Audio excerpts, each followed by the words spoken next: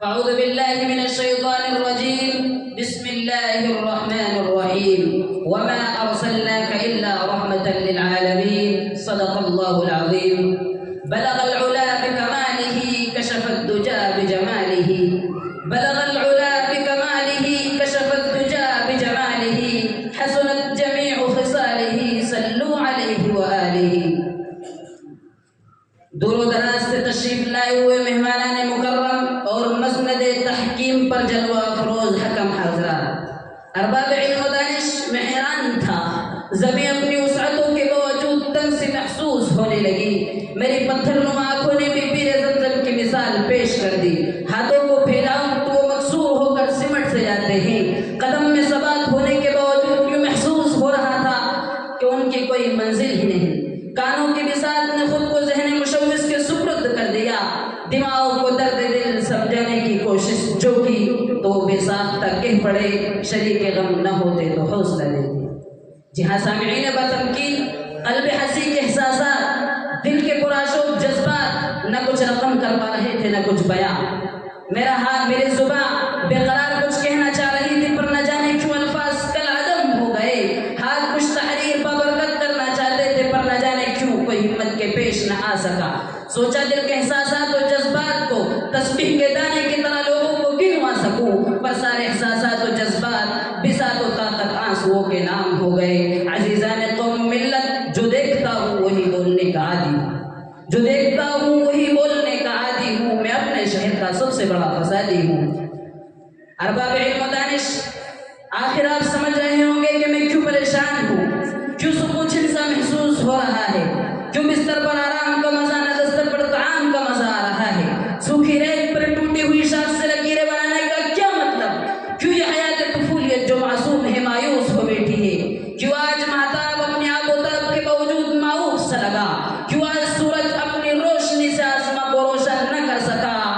بک رہا ہوں جنوں میں کیا کیا، بک رہا ہوں جنوں میں کیا کیا، کچھ تو سمجھے خدا کرے کوئی۔ آخر ارمان اس بے چینی رنج و علم کی داستان کیسے بیان کرے، جو مجھ پر نہیں، تجھ پر نہیں، قبیلے کے سردار پر نہیں، شہر کے لیڈر پر نہیں، گاؤں کے کسی مکھیا پر نہیں، ارے حکومتوں کے بادشاہوں پر نہیں، بلکہ فخر موجودات احمد مجتبی محمد مصطفیٰ صلی اللہ علیہ وسلم پر گزری ہے۔ لیکن شاعر کہتا ہے کہ تقریر سے ممکن ہے نہ تحریر سے ممکن، تقریر سے ممکن ہے نہ تحریر سے ممکن وہ کام جو انسان کا کردار کرے گی۔ عزیزان گرامی، میرے آنکھوں کے پیش کعبۃ اللہ کی بعزت و عظمت تعمیر ہے۔ دائیں نظر جاتی ہے تو پہاڑ ہے، بائیں نظر جاتی ہے تو پہاڑ ہے، گرد و غبار کا ایک حصی سلسلہ ہے، وہ علی کا حجرہ چمک رہا ہے، وہ مولد نبی صلی اللہ علیہ وسلم سینہ تان کر کھڑا ہے، وہ صفا مروہ کی پرشکو پہاڑیاں نغمہ اسماعیل و ہاجرہ گنگنا رہی ہے، یہ رہا بیر زمزم اور یہ وہ راستہ جو ایسے داستان کرب و علم کی طرف جاتا ہے جسے طائف کے نام سے جانا جاتا ہے۔ جی ہاں سامعین باوقار، یہی وہ طائف ہے جو میری بے چینی کا سبب بنا، یہی وہ طائف ہے جہاں دنیا کا سب سے پاک و پوتر خون گرا، یہی وہ طائف ہے جہاں میرے آقا محمد رسول اللہ صلی اللہ علیہ وسلم نے کھلے عام اسلام کا ڈنکا بجایا۔ ارے ارے رک ذرا طائف، آج میں تجھ سے مخاطب ہوں، مجھے بتا ابتدائے کائنات سے تیری سرزمین پر، ابتدائے کائنات سے تیری سرزمین پر سب سے مقدس شخص کون تھا؟ ارے تیری لیے دعائیں کس نے کی اور تمہیں اسلام کی دعوت کس نے دی؟ لیکن تم نے اسی محسن کو اور اسی مبلغ کو پتھر مارے اور ایک پتھروں کا سلسلہ ٹوٹ کر برسا۔ میری بے چینی کا سبب یہ طائف کا منظر ہے۔ ارے تیری ہی سرزمین سے 3 افراد کو بلایا گیا تو بجائے مہمان نوازی کے تانے کس نے دیے؟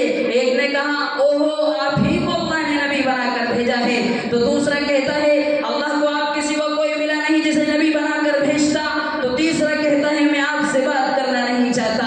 یہ الفاظ، یہ جملے دل کو چیر دینے والے نہیں تھے، لیکن قربان چاہیے آمنہ کے لال پر کہ کہا کہ کیوں میں ان کے حق میں قہر الہی کی دعا مانگوں، کہ کیوں میں ان کے حق میں قہر الہی کی دعا مانگوں، بشر ہیں بے خبر ہیں کیوں تباہی کی دعا مانگوں۔ عزیزان گرامی، اور وہ کیا ظلم کی انتہا ہوئی کہ ماہی بھی آپ کی طرح جس کے لیے تڑپنا، پھر اسی کے پتھر کھانا،